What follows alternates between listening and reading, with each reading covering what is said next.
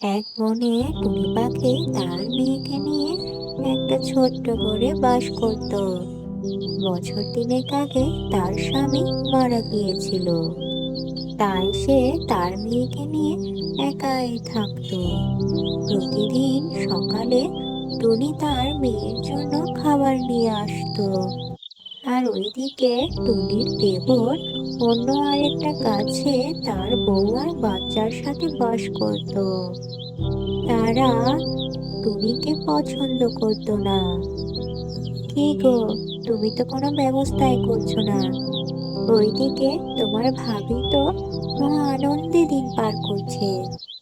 ঠিকই বলেছ, আমার তো মনে হয় আমার ভাই মরার অপেক্ষায়ও বসেছিল। তাহলে তাড়াতাড়ি শুভ কাজটা সেরে ফেলো।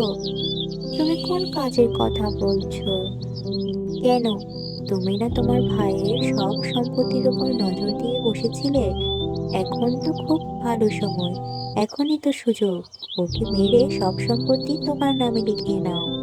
ঠিকই বলেছ, কালই ওকে বনের ধারে নিয়ে গিয়ে মেরে ফেলবো। এরপর সকল সম্পত্তি আমার নামে লিখে নিব।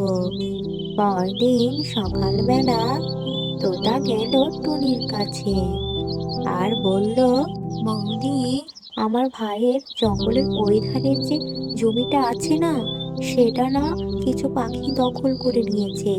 তুমি আমার সাথে জলদি চলো, না হলে ওটা ওরা নিয়ে নিবে। কি বলো?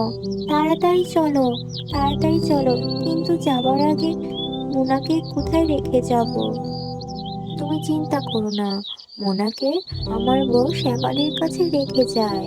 ও মুন্নির সাথে খেলতে পারবে।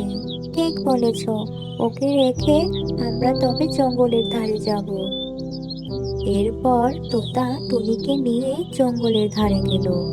তখন টুনি বলল, কই, এখানে তো কাউকে দেখতে পাচ্ছি না। তুমি আমাকে এখানে কেন নিয়ে এলে তোতা? চিন্তা করো না, ভয়ের কিছু নেই। তোমাকে আমি এখানে নিয়ে এসেছি যাতে তোমার সব জায়গা আমার হয়। এই বলে তোতা টুনিকে মেরে ফেললো। এরপর সে ঘরে ফিরে গেল। তাকে দেখে মোনা বলতে লাগলো, কাকু, আমার মা কোথায়? আমার মা তোমার সাথে আসেনি? না রে, তোর মা আসতে আরো মাস তিনেক সময় লাগবে। ওখানে একটা জরুরি কাজে আটকে গিয়েছে। এইদিকে রাতে খাওয়া দাওয়ার পরে শেফালি তোতাকে বলল, ওকে তো মারলে, কিন্তু ওর মেয়েটাকে কি করবে? আরে চিন্তা করো না, তোমার তো একটা কাজের লোক দরকারই ছিল, আর এখন থেকে সব কাজ ওকে দিয়েই করাবে।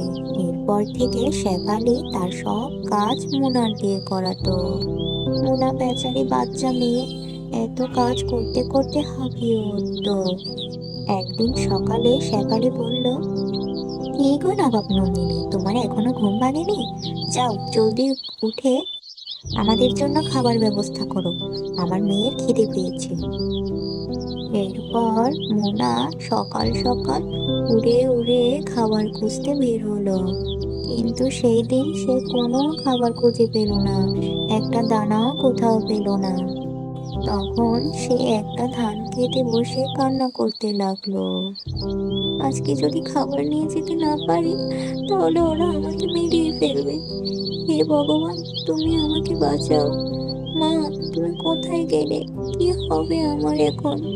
হঠাৎ করে তার চোখ পড়ল একটি আয়নার উপর। সে আয়নাটির পাশে যেতেই দেখলো সেখানে কিছু ধানের চারা পড়ে আছে। সে ধানের চারাগুলোর সাথে আয়নাটিও তার সঙ্গে নিয়ে চলে এলো। রাতে খাবার পর তোতারা ঘুমোচ্ছিল, কিন্তু এইদিকে মোনার ঘুম আসছিল না। সে একা একা বসে কাঁদতে লাগলো।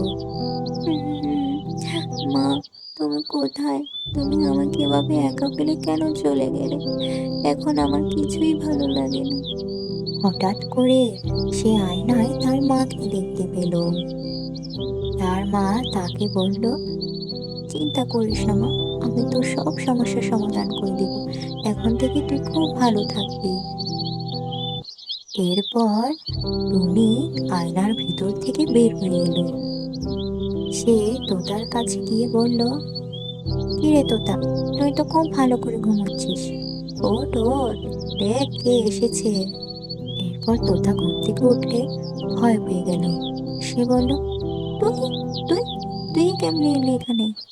আমি আমার প্রতিশোধ নিতে এলাম।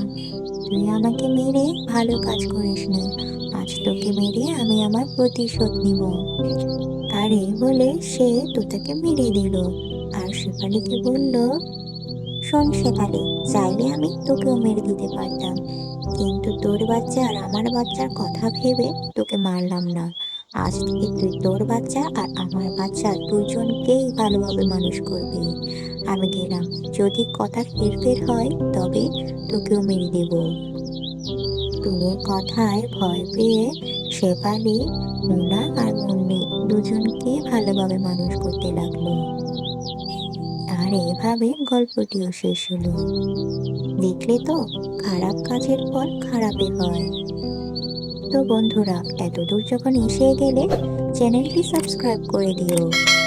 আর ভালো লাগলে চ্যানেলটি লাইক, কমেন্ট আর শেয়ার করে দিও।